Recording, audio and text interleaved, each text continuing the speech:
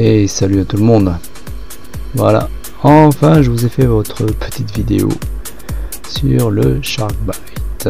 Donc là je vous montre en fait mon DVR que j'ai fait pour faire la vidéo. Et en premier lieu, d'abord quand on arrive sur un spot, en fait il faut regarder comment ça passe. La première des choses, c'est ça, c'est-à-dire il faut regarder où sont les breakouts. Voilà, donc avant, moi c'est ce que je fais sur tous mes spots. Ma première lipo, là c'est la première lipo, et en fait je regarde jusqu'où je peux descendre, voilà, pour pas avoir des lignes dégueulasses. Donc là on voit qu'il y avait un petit breakout mais rien de grave. Donc là je suis plutôt tourné en fait vers la forêt en face de moi, donc voilà, sur la gauche, voilà. Donc ça fait, vers la forêt mais vers la colline qu'on aurait sur la droite en fait. Donc ça fait qu'ici en fait on a beaucoup de breakout dû au fait en fait que je sors un peu de la réception de mes antennes en fait, tout simplement. Et là quand je reviens en droite ligne, c'est bon quoi, c'est propre. Donc ça c'est le début de la vidéo, pour ceux qui se souviennent, pour ceux qui regardent mes vidéos en entier, parce que je sais pas. Donc là on est vraiment sur le côté et pas de panique en fait, on a du glitch, il n'y a rien de grave. L'image par contre reste toujours nette, même si on a du glitch. Donc là tranquille, je descends, allez boum, voilà. Donc là vous voyez on est quand même à 200 mètres à peu près, ça reste quand même propre quoi, il n'y a pas de souci. Hop, et là on va enchaîner sur le deuxième plan. Je fais mon petit tour, parce que vous voyez, hop, c'était juste pour vous montrer en fait que j'étais bien tourné vers la droite de l'écran. Donc là ensuite, voilà, le petit chemin tranquille, donc 200 mètres, 250 mètres, 300 mètres, quasiment 400 mètres au bout de cette ligne droite. Et là on peut rester, vous voyez, au ras du sol, tranquille quoi, c'est propre. Par quelques glitches, mais c'est pas gênant.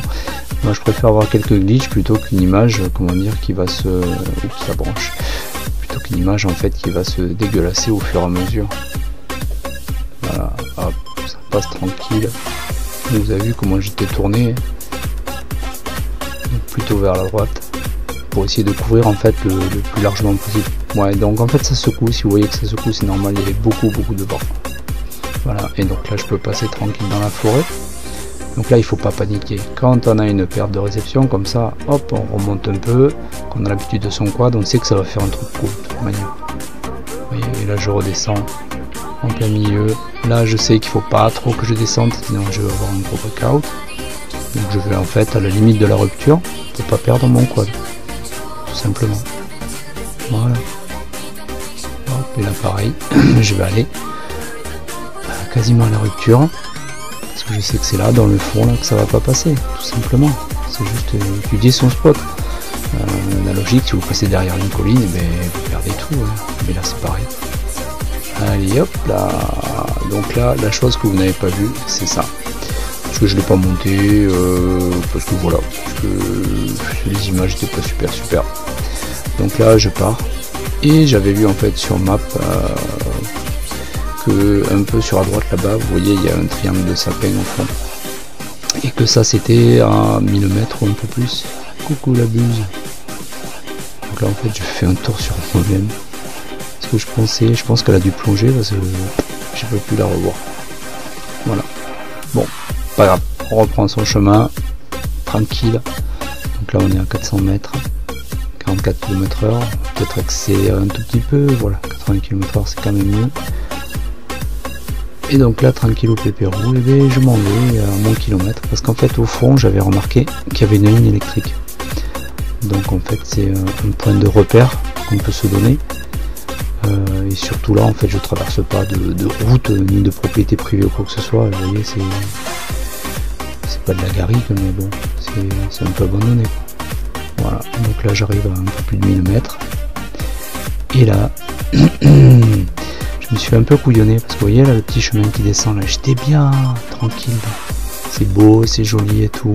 Paf, on descend tranquille, 109 km/h, 108 km/h, tranquille. Et là, d'un seul coup, arrivé près du deuxième poteau, et voilà, et là qu'est-ce qu'on fait? Et ben c'est pas grave, il y a un switch RTH que j'ai enclenché. Voilà. Et là le drone en fait est remonté comme c'est prévu. Et ensuite il revient en mode qu'il faut que je règle la boussole en fait dessus parce qu'il revenait en marche arrière. C'est assez rigolo, mais en tout cas ça reste efficace parce que le drone revient. Et donc là j'ai repris les commandes. Voilà, donc voilà ce que ça fait un drone qui a une boussole en fait, et si vous réglez pas la boussole correctement. Voilà. Mais c'est pas grave parce qu'en fait il va revenir à ses coordonnées GPS. Et enfin maintenant on va finir par la dernière vidéo où là j'ai fait un peu de freestyle. Donc là on peut voir que c'est le TX5S1, c'est-à-dire Small One, et qu'il est réglé à 200 mW. Donc là c'est la première fois que je faisais ça, et donc je voulais voir en fait où étaient les limites. Donc je suis là-bas au fond, vous voyez la voiture. À peu près, je pense à peu près 2 ou 300 mètres jusqu'à la forêt. Et voilà, je me suis dit, tiens, tant qu'on est là, on va aller là, tout simplement. Et puis là, je me suis dit, tiens, tu vas essayer de faire un parabole. Mais en fait, j'ai loupé, j'ai fait n'importe quoi, tout simplement. Et là, je me suis encore loupé. En fait, j'aurais dû continuer à descendre, parce que vous allez voir dans la suite. Hop. Alors quand je dis qu'on voit mieux dans les lunettes, c'est vrai. Parce que là j'ai plongé, je voyais bien les branches et tout, ça y est, pas de souci.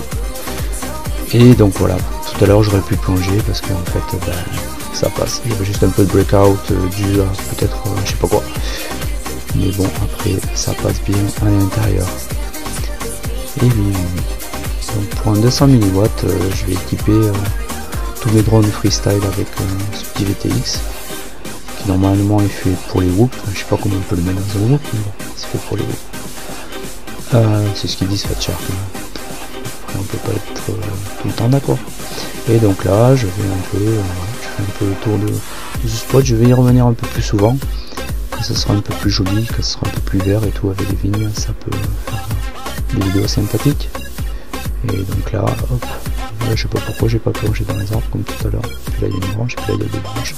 On les voit, hein. C'est juste le fait qu'on les voit, donc on y fonce dessus, c'est tout. Voilà, hop, et là on voit bien qu'il n'y a pas de breakout, pourtant la forêt est bien traversée. Voilà. Bon après c'est vrai que le passage est ouvert, donc voilà, c'est normal que ça passe.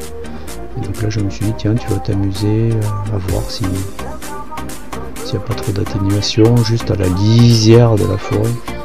Parce que là il y a vraiment trop de petites branches là, c'est vraiment, c'est plein de ronces, c'est pas pratique. Et j'avais un peu la flemme d'aller chercher mon drone, tout simplement.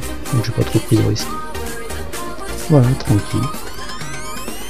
Voilà, pour montrer juste une petite séance de fruits. Là je l'ai pas publié parce qu'il n'y avait rien d'intéressant dessus, rien d'extraordinaire.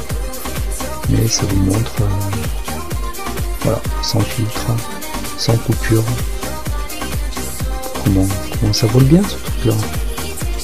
Je comprends pas la désaffection des gens. En tout cas moi c'est adopté, c'est validé. Mais voilà, ce sera une de mes dernières vidéos, à part la vidéo long range sur le Sharkbite en DVR. Merci.